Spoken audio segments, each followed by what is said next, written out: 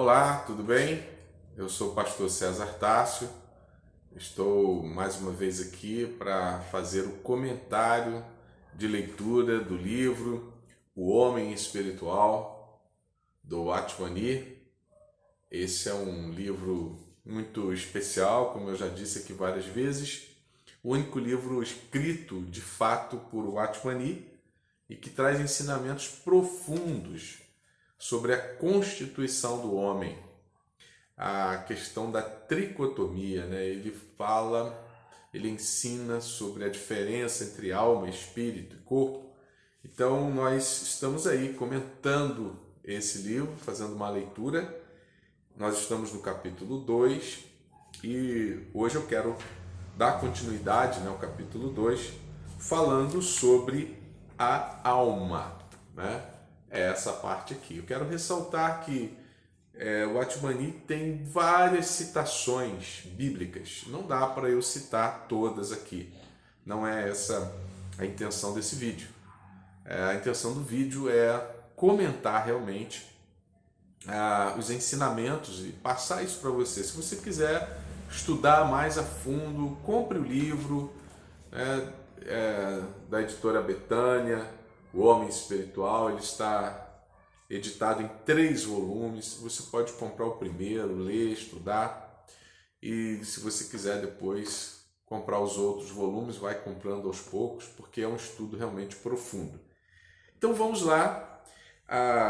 Na minha versão aqui, né, na edição que eu estou, deixa eu ver aqui qual é a edição. Acho que é a primeira edição ainda. Primeira edição de 2002 desse livro, na página 44. É o texto que eu vou ler agora. Além de o homem ter um espírito que o capacita à comunhão com Deus, possui também uma alma, ou a consciência de si próprio. Ele tem consciência de sua existência através da alma. Ela é a sede de sua personalidade. Os elementos que nos dão status de ser humano pertencem à alma. O intelecto, a mente, os ideais, o amor, a emoção, o discernimento, a capacidade de decisão, etc., são experiências da alma. Já dissemos que o espírito e o corpo acham-se fundidos na alma, que por sua vez é a sede da nossa personalidade. É por isso que às vezes a Bíblia chama o homem de alma, como se ele tivesse apenas esse constituinte. Então ele cita aqui alguns exemplos, né, onde é chamado de alma, né? Por exemplo, quando Deus constitui o homem, diz, né, e soprou nas suas narinas e o homem tornou-se alma vivente. Então a alma é a sede das principais atuações do homem, né? Então é na alma que estão as emoções, os sentimentos, o pensamento, o intelecto, a capacidade de entender, de compreender, de raciocinar, né? Tudo isso está na alma. Isso é interessante. Ele diz que isso se dá porque a sede e a essência da personalidade é a alma. Então o Watchman Nee está dizendo o seguinte: a pessoa, a personalidade de uma pessoa, a essência da existência dessa pessoa, da percepção de si mesmo, da consciência de si mesmo, está na alma. Não é? Isso é muito interessante, né? Compreendendo isso, nós vamos depois saber a diferença melhor entre alma e espírito. Certo? Continuando, a personalidade do homem é constituída de 3 faculdades principais. Então agora ele está falando da personalidade. 3 faculdades principais: a vontade, a mente e a emoção. A vontade é o instrumento que utilizamos para tomar decisões e revela nossa capacidade de fazer escolhas. Ela manifesta se queremos ou não queremos. Sem ela, o homem ficaria reduzido a um autômato. Ou seja, faria coisas sem decisão. Ele seria como se fosse um robô programado. A mente, a sede de nossos pensamentos, manifesta nossa capacidade intelectual. Dela surgem a sabedoria, o conhecimento e o raciocínio. Se não a tivesse, o homem seria tolo e irracional. O instrumento pelo qual exercitamos nossos gostos e antipatias é a emoção. Por meio dela, somos capazes de expressar amor ou ódio e de sentir alegria, ira, tristeza ou felicidade. A falta de emoção tornaria o homem insensível, como o pau ou a pedra.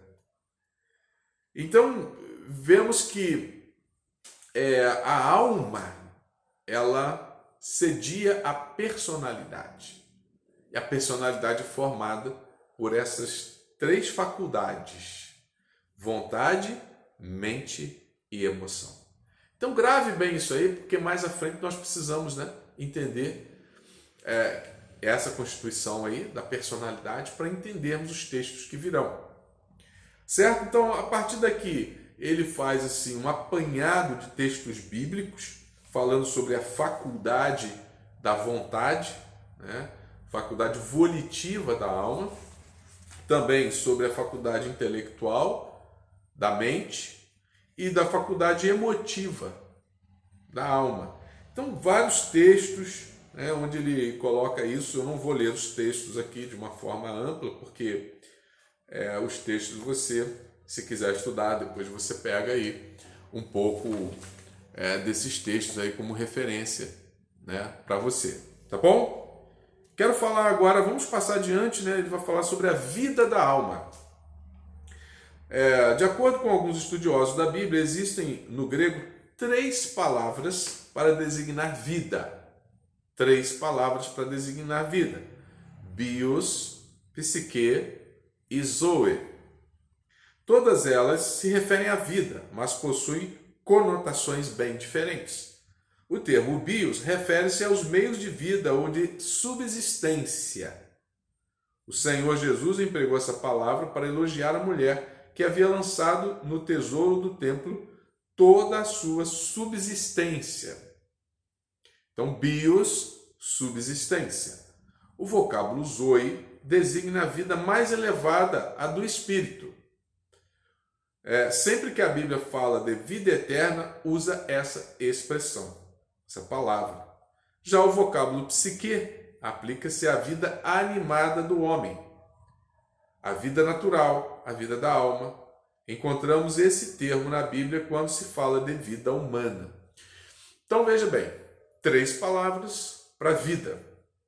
A primeira é bios. O que significa a palavra bios? Significa vida física, natural, ou seja, as necessidades do corpo, a fragilidade, as enfermidades. Então é bios. E zoe. Zoe já é a palavra para o espírito, para a vida espiritual, no sentido espiritual. E a palavra psique é muito conhecida, a palavra psique, por causa de psicologia, que traz o significado da vida animada, ou seja, da alma. O ser, a sede da personalidade. Então, 3 palavras para a vida com sentidos diferentes. Certo? Desse modo, sabemos que a alma não apenas é um dos 3 elementos do homem, mas também sua vida natural. Então, a Bíblia coloca de uma forma clara, existem textos aqui também que vão dar suporte a essa ideia, e o homem é constituído de 3 elementos, e a sua alma, ela é a vida do homem. Por isso que ele usa a expressão, a vida da alma. A alma é a própria vida, é a própria existência. No original, a palavra que designa a vida, nesses versículos que ele citou, é alma. Foi traduzida assim porque, de outra maneira, seria mais difícil entender Alma realmente é a própria vida do homem. Então, quando a Bíblia se refere à alma, ela está falando de quê? Está falando da vida natural do homem. Então, se refere a tantas almas, né? Tantas almas saíram de tal lugar, a família do fulano tinha tantas almas. Então, isso significa o quê? Tantas vidas. Quando a alma se une ao corpo, torna-se a vida do homem. A vida é a manifestação da alma. Para a Bíblia, o corpo do homem é um corpo de alma. Portanto, a vida do homem é simplesmente a expressão da soma de suas energias mentais, emocionais e volitivas. Na esfera natural, a personalidade engloba essas funções da alma, mas apenas elas. A vida da alma é a vida natural do homem. Então, ele está falando da alma e da vida e dizendo que a vida é a alma. Então, é uma expressão que nós precisamos compreender isso, né? Às vezes, nas igrejas, né, é muito comum as pessoas dizerem assim: eu quero pedir oração pela minha vida espiritual, eu quero pedir oração pela minha vida sentimental, eu quero pedir oração pela minha vida financeira. São expressões que a gente usa no dia a dia que dá a impressão que a gente tem um monte de vida. Mas, na verdade, nós só temos uma vida, a vida natural. E essa vida natural é a alma. Né? Quando nós lemos lá atrás, né, as 3 palavras que significam vida, essas 3 palavras, na verdade, significam o quê? Corpo, alma e espírito. A harmonia entre essas 3 instâncias. Mas o que realmente conduz a vida, a sede da consciência, da existência, da personalidade é a alma. Certo? Então vamos para a terceira parte, né, do capítulo, que ele diz a alma e o ego do homem. Então falamos da alma, né, como vida, sede da personalidade. Agora o ego. Essa expressão ego é a expressão eu, né? O eu. Então, quando nós falamos aqui que a alma é a consciência da personalidade, então é porque o ser humano é o único ser, né, que tem consciência de si mesmo, uma consciência da sua existência, faz reflexão sobre isso. Por que eu existo? Por que eu estou aqui? Então, isso é o ego do homem. Né? Vimos que a alma é a sede da nossa personalidade, responsável pela vontade e pela vida natural. Por isso podemos concluir então que ela é também o verdadeiro eu. O próprio eu, nosso ego, é a alma. E a Bíblia pode demonstrar isso. Em Números 30, a palavra obrigar-se ou ligar-se e derivados ocorre mais de 10 vezes. No original, o sentido é ligar sua alma. Daí podemos depreender que a alma é o próprio eu. Em muitas outras passagens, vemos que a palavra alma é substituída por pronomes pessoais. E aí ele dá uma lista aqui de passagens, nós vamos seguir em frente. O Novo Testamento transmite a mesma ideia. A palavra original, que em nossa Bíblia é traduzida como pessoas, em 1 Pedro 3,20, 8 pessoas, a palavra original é almas. O mesmo pode se dizer em relação a Atos 27:37, em Romanos 2,9.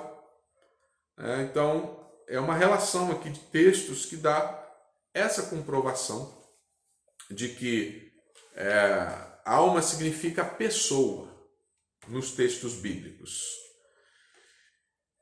Enfim, esse estudo nos permite concluir que, por sermos humanos, temos de possuir tudo aquilo que está contido na alma do homem. Todo homem natural tem uma alma com todas as suas funções, pois ela é simplesmente a vida que todos os homens naturais possuem.